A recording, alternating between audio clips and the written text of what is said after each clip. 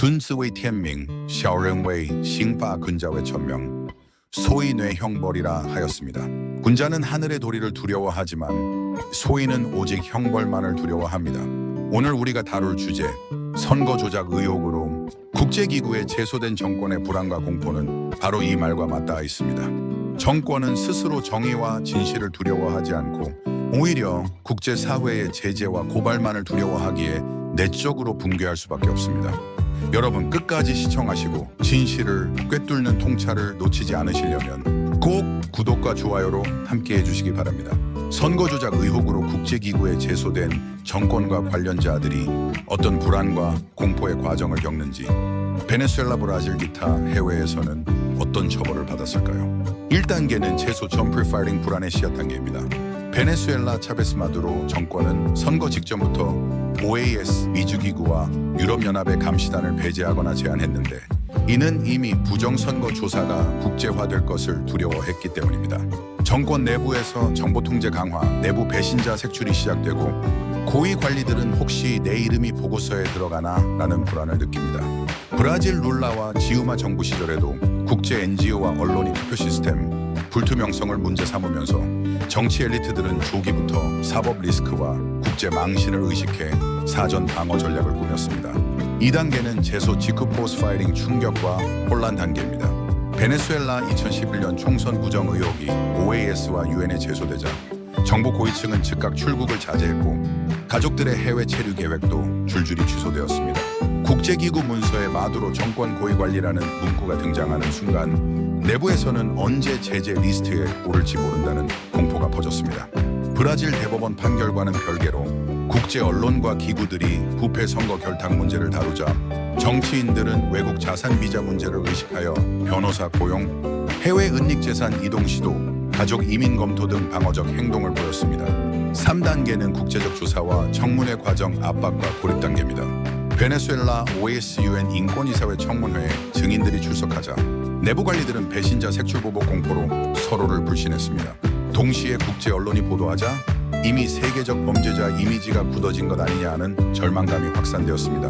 기타 사례 짐바브웨, 벨라루스 제소 이후 국제감시단 보고서가 나오면 해당 정권의 인사들은 비자 취소 해외 계좌 동결 가능성에 극심한 불안감을 보였고 일부는 조기 망명이나 해외 자산 은닉으로 대응했습니다. 4단계는 국제 제재와 판단 직전 공포의 정점 단계입니다. 제소 후 시간이 흐르며 국제기구가 정식 조사 착수, 보고서 채택 청문회로 이어지는 단계에서 당사자들은 오심리적 압박 불면증, 가족의 미래 불안, 내부 고립, 오정치적 압박 동맹국이 거리를 두고 언론 시민사회가 퇴진 요구 강화, 오경제적 압박 달러 결제 제한, 해외 자산 위험 노출. 베네수엘라의 경우 마두로 측근들이 언제 미국 OFAC 제재에 걸릴지 매일 불안해했으며 실제로 수차례 미국 EU의 개인 제재가 이어졌습니다. 브라질에서는 국제 제소 자체가 정권 붕괴까지 가지는 않았지만 정치 엘리트가 도덕적 정당성 상실과 국제사회에서 고립되는 두려움을 크게 체감했습니다. 5단계는 장기화 단계 불안의 일상화 단계입니다. 국제 제소가 결론 나지 않아도 언제든 이름이 보고서에 실릴 수 있다는 불안이 만성화됩니다. 해외 출국이나 금융거래에 제한이 생기면서 고위층은 심리적 고립감과 불신의 정치 문화에 갇히게 됩니다. 베네수엘라와 짐바브웨 사례처럼 일부는 끝까지 버티지만 일부는 내부 균열 망명으로 이어집니다. 정리, 네. 국제기구 제소가 꼭 정권 붕괴를 의미하는 것은 아니지만 제소 전부터 심리적 불안, 제소 직후 충격, 조사 청문회 단계의 고립감 제재 가능성, 공포 장기적 불안의 일상화라는 공통된 과정이 확인됩니다. 이때 정권 내부 인사들은 단순한 정치적 불이익이 아니라 가족 자산 명계 전체가 무너질 수 있다는 총체적 공포를 경험하게 됩니다. 부정선거로 제소되는 과정에서 그들은 어떤 심리적 압박을 느낄까요? 심리적 3단계를 해외 사례로 살펴볼까요? 1단계 제소 전 프리퍼링 단계입니다. 제소 가능성이 감지되는 시기입니다. NGO와 야당, 시민댄스 등 해외의 언론이 문제를 제기하기 시작합니다. 국제기구의 진정청원 움직임이 감지됩니다. 관련자들이 혹시 우리 이름이 올라갈까 하는 불안 시작하죠. 2단계는 제소 직후 포스트 파이팅 단계입니다. 공식적으로 제소가 접수되었다는 사실이 알려진 시점입니다. 이 단계에서는 아직 국제기구가 증거를 검토하거나 판단을 내린 것은 아닙니다. 개인이나 시민단체, 국제기구에서 접수증을 언론에 유출시킵니다. 당사자 입장에서는 국제사회가 우리 문제를 테이블 위에 올렸다는 충격과 공포가 시작됩니다. 심리적 반응은 출국을 자제하고 해외로 자산 이동하기 시작합니다. 변호사를 고용하고 내부 배신자 색출하기 시작합니다. 3단계는 증거 검토 조사 단계 Evidence Review and Investigation입니다. 국제기구의 UN, OAS, EU, ICC가 제소된 사건의 증거 자료와 증언을 수집 검토하기 시작합니다. 이때 당사국의 관련자들을 국제청문회 출석을 요청합니다. 현장 조사단을 해당국에 파견하고 증인 채택 등이 이어질 수 있습니다. 당사자는 이제 구체적 이름과 자료가 공개되나? 라는 불안과 공포를 느끼기 시작하죠. 따라서 제소 직후 포스트 파일링 제소 사실이 공개된 뒤 조사 전까지의 충격과 불안 단계입니다. 증거 검토 단계에서는 제소 이후 국제기구가 본격적으로 조사 판단에 들어간 단계입니다. 다음은 선거 조작 의혹으로 국제기구 서류 접수되기. 해당 정권과 관련자들이 불안과 공포를 겪는 1단계는 무엇일까요? 제소 전 1단계는 미국 대통령의 핵심 측근들이 언론에 기고를 하고 선거 조작 해당 국가의 언론에서는 일체 부정선거를 다루지 않습니다. 불안의 씨앗 단계입니다. 부정선거 국제기구에 제소하기 위해 서류 접수 전 1단계 프리파이링 단계입니다. 베네수엘라의 차베스 마두로 정권은 선거 직전부터 OAS 미주기구와 유럽연합의 감시단을 배제하거나 제한했는데 이는 이미 부정선거 조사가 국제화될 것을 두려워했기 때문입니다. 정권 내부에서 정보 통제 강화, 내부 배신자 색출이 시작되고 고위 관리들은 혹시 내 이름이 보고서에 들어가나? 라는 불안을 느낍니다. 브라질의 룰라와 지우마 정부 시절에도 국제 NGO와 언론이 투표 시스템, 불투명성을 문제 삼으면서 정치 엘리트들은 조기부터 사법 리스크와 국제 망신을 의식해 사전 방어 전략을 꾸몄습니다. 1단계 물란 프리파일링 상황 NGO 야당 국제 언론이 문제 제기, 제소 가능성이 커집니다. 심리적으로 불안 공포가 일어납니다. 혹시 제소가 실제로 될까? 밤잠 설치고 주변 눈치 보기를 합니다. 해외 자산과 비자 문제를 은밀히 점검합니다. 베네수엘라 선관위 간부들이 유럽연합 감시단 배제 시점부터 이미 불안을 호소했다고 합니다. 선거 조작 의혹으로 국제기구 서류 접수 후 해당 정권과 관련자들이 불안과 공포를 겪는 2단계는 무엇이 있을까요? 이 상황에서는 국제기구가 제소를 접수했다고 발표를 합니다. 서류 접수는 승소와 관계없이 서류에 하자만 없으면 거의 접수증을 발부해줍니다. 접수증만 언론에 돌아다녀도 해당 정권과 관련자들이 충격과 공포에 빠집니다. 공식적으로 제소가 접수되었다는 사실이 알려진 시점입니다. 이 단계에서는 아직 국제기구가 증거를 검토하거나 판단을 내린 것도 아닙니다. 만약 해당 국제기구에서 검토를 미루거나 소극적일 경우에 제소자는 접수증을 들고 해외 언론사, UN, OAS, EU, ICC 미의회 등지를 다니면서 UN, OAS, EU, ICC 압박을 가합니다. 이 과정에서 언론에 본격적으로 노출되기 시작합니다. 당사자 입장에서는 국제사회가 우리 문제를 테이블 위에 올렸다는 충격과 공포가 시작됩니다. 아직 증거 검토 전 단계입니다. 해당 정권과 관련자들이 심리 반응입니다. 드디어 국제사회 공식 기록에 올랐다 강한 충격을 받습니다. 출국을 자제, 자녀 유학 취소합니다. 그리고 내부 배신자를 색출하는 단계입니다. 갑작스런 회의를 하고 대책반 구성하지만 내부 패닉에 빠집니다. 2017년 베네수엘라 총선 제소 직후 고위 관리들이 해외여행을 정역 취소를 예가했습니다. 선거 조작 의혹으로 국제기구 서류 접수 후 해당 정권과 관련자들이 불안과 공포를 겪는 3단계는 무엇일까요? 선거 조작 의혹으로 국제기구 서류 접수 후 3단계는 검토 단계입니다. 해당 정권과 관련자들이 불안과 공포를 겪는 3단계입니다. 시민단체, 종교단체 등이 제소할 경우에는 70%, 80%는 검토 단계까지 갈 가능성이 충분히 있습니다.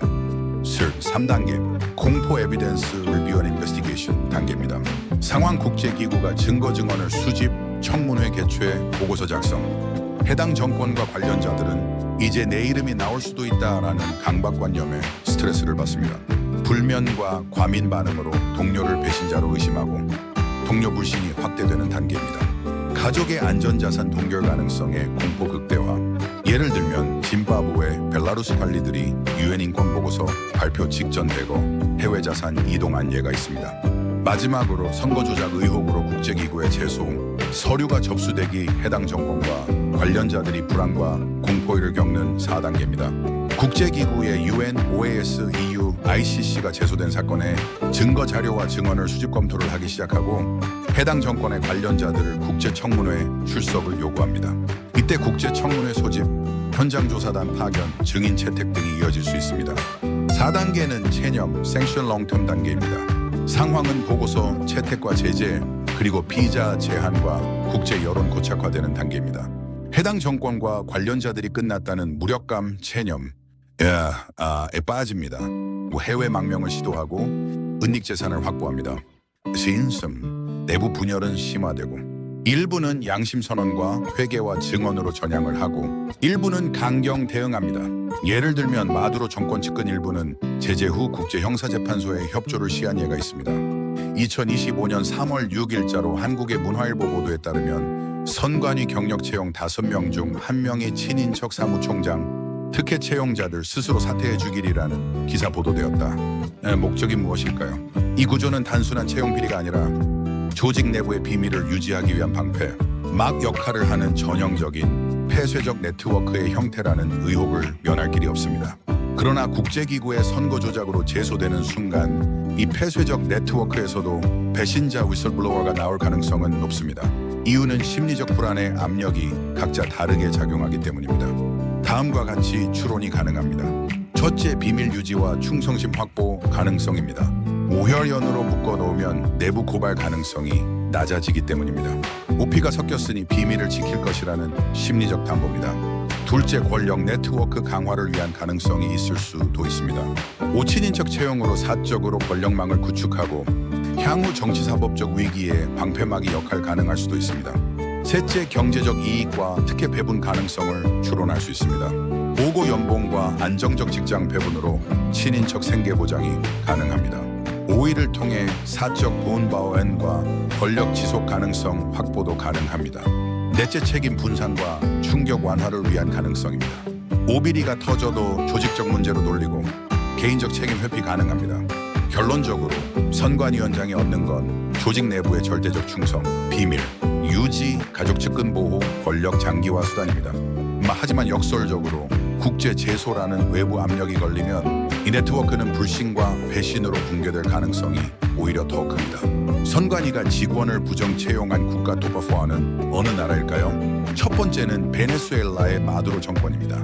베네수엘라 선관위 CNE는 친인척 측근 인사 위주로 임명되어 독립성이 붕괴되었고 선거 조작이 국제 문제화되자 내부 관계자 일부가 국제 언론과 OAS에 비밀 증언 제공을 하였습니다. 두 번째는 브라질의 룰라지우마 정권입니다. 브라질 룰라지우마 시절 선거 관련 기관국 연기업에서 정치적 친인척 채용이 빈번했습니다. 라바자토 라바 자토 수사 과정에서 내부 인사들이 검찰 언론에 협조하여 대규모 폭로하였습니다. 세 번째, 쿠바입니다. 쿠바 공산당 선거관리기구는 철저히 가족 혈연 중심입니다. 내부 고발은 거의 불가능했으나 망명자탈 묵자식 방식으로 해외에서 내부 상황이 새나갔습니다. 네 번째는 아프리카 짐바브웨 콩고 등입니다. 짐바브웨 콩고 선관위 공공기관에 대통령 친인척이 대거 포진하였습니다. 국제감시단의 보고서가 나오자 일부 친인척 관료들이 망명 후 내부 문서 제공 후에 국제 압박 더욱더 가속화되었습니다. 다섯 번째, 한국입니다.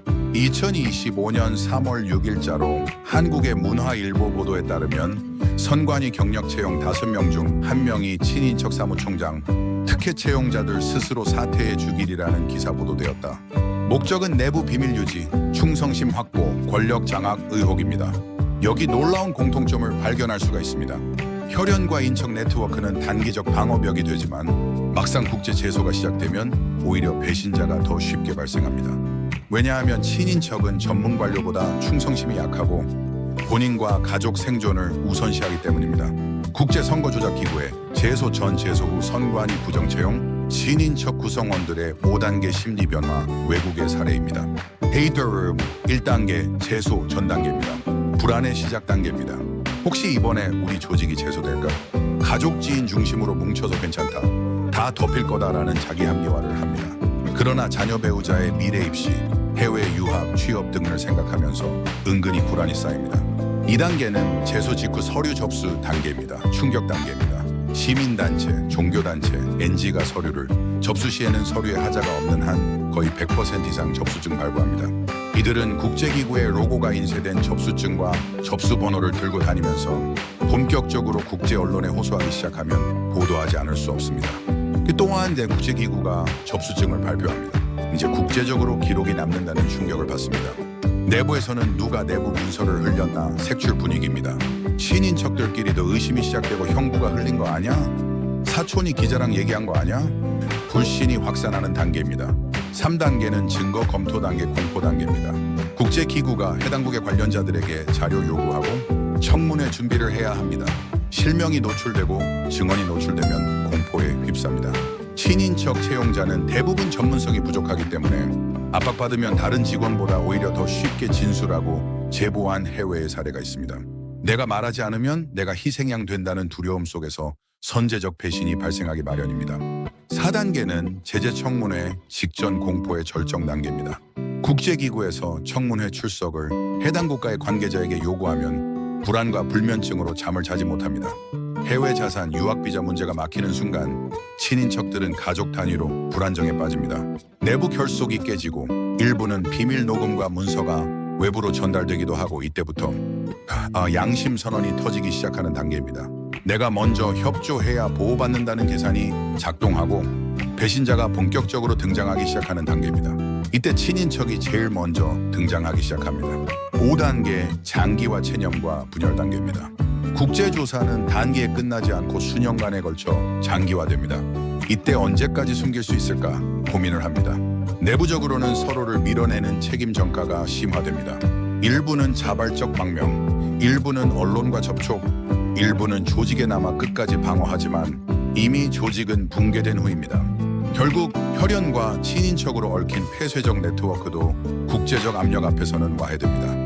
2300년 전 고대 동양의 현자 한페이지는 오늘날의 우리 문제를 이미 날카롭게 통찰하고 있습니다. 이해지교, 이진즉산 권세지교, 세거즉경 리하이지교, 리진저 산全시지교, 수취저 싱라 했습니다. 즉 이익으로 맺어진 관계는 이익이 닿으면 흩어지고 권세로 묶인 관계는 권세가 사라지면 무너진다는 뜻입니다. 오늘 우리가 살펴본 사례들 역시 친인척 네트워크라는 가짜 방패는 위기의 순간 배신과 붕괴로 이어질 뿐임을 증명합니다. 한비자 또 말했습니다. 세자 군지중야 실세 즉군하경지 실저 균주종 예시시 저춘샤 칭지 권세는 임금의 무게이니 권세를 잃으면 신하들이 임금을 가볍게 여긴다. 권력으로만 묶어둔 네트워크는 제재와 위기 앞에서 순식간에 배신과 무시로 변한다는 날카로운 경고입니다. 구독자 여러분, 역사의 교훈을 잊지 마십시오. 끝까지 함께 하시려면 구독과 알림 설정 꼭 부탁드립니다.